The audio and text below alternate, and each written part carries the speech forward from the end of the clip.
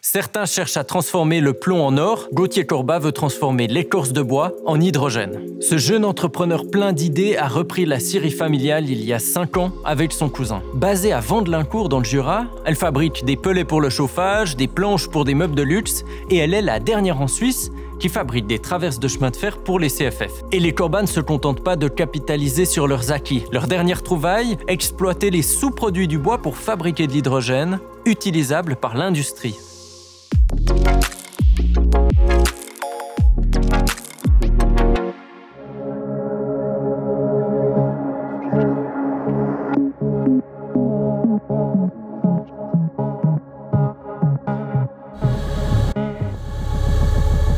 Bonjour. Bonjour.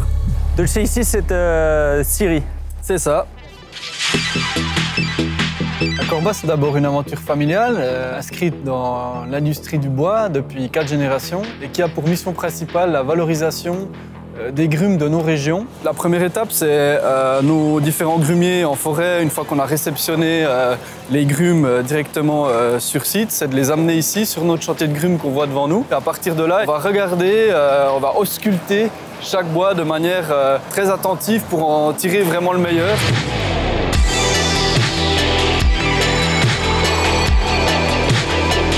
Récemment, vous avez annoncé cette nouvelle démarche de vous lancer dans la production d'hydrogène. Est-ce que vous pouvez m'expliquer un peu à quelle étape ça se passe autour de nous? Quand ici, on va scier 100 mètres cubes de bois qu'on va utiliser pour nos produits principaux, on va aussi produire 100 mètres cubes de sous-produits. Donc toute cette sciure, toute cette plaquette et toutes ces écorces sont ce qu'on appelle dans notre métier à nous, non pas des déchets, mais des sous-produits du bois. Les sous-produits du bois sont aujourd'hui dans le groupe Corbat surtout traités, optimisés, valorisés pour faire du pellet, et puis demain aussi pour fabriquer de l'hydrogène. Et alors ça c'est l'écorce. Et ça c'est l'écorce. Et l'écorce aujourd'hui, c'est un peu le dernier parent pauvre de toute cette chaîne de valorisation du bois, puisqu'elle ne peut pas être utilisée en pellet. En revanche, si avec de l'écorce locale, on produit de l'hydrogène pour faire tourner des camions, je crois qu'on est vraiment sur un changement de paradigme important pour l'énergie.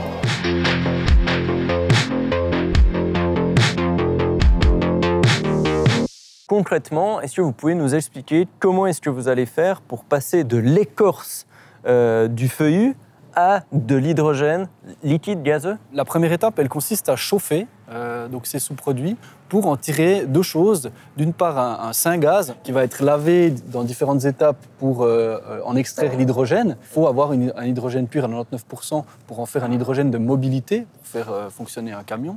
Et puis d'autre part, on va aussi produire un solide qui s'appelle le biochar pour être utilisé et recharger les sols en carbone. Ce qui veut dire que notre produit hydrogène est aussi un produit qui n'est pas neutre en CO2, mais qui est négatif en CO2. On va séquestrer ici du carbone pour être ensuite réutilisé dans les sols. On parle d'hydrogène depuis 20 ans en Suisse. On voit que la mobilité individuelle à l'hydrogène, elle ne décolle pas. Qu'est-ce qui vous fait croire que cette fois, c'est la bonne avec ce projet?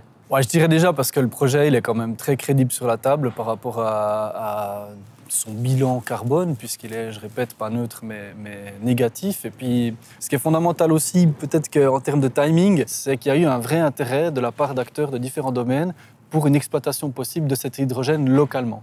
Et c'est là qu'on s'est rendu compte que l'hydrogène gris était utilisé dans des applications industrielles et qu'il y avait un intérêt durable à exploiter l'hydrogène vert en lieu et place de l'hydrogène qui est produit de manière non propre. Quand est-ce que le premier kilo d'hydrogène quittera la scierie Corbat? Bientôt.